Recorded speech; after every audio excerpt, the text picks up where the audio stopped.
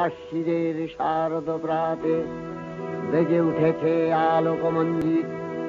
ধরণীর বহিরাকাশে অন্তরিত মেঘমালা, প্রকৃতির অন্তরাকাশে জাগরিত জ্যোতির্ময়ী জগন্মাতার আগমন বার্তা। আনন্দময়ী মহামায়ার পদধ্বনি অসীম ছন্দে বেজে উঠে রূপলোক ও রসলোকে আনে নবভাব মাধুরীর সঞ্জীবন। তাই আনন্দিতা শ্যামলী মাতৃকার চিন্ময়ীকে মৃন্ময়ীতে আবাহন।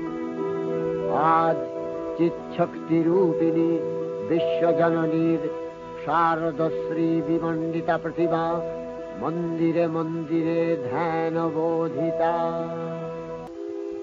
মহামায়া সনাতনী শক্তিরূপা গুণময়ী, তিনি এক তবু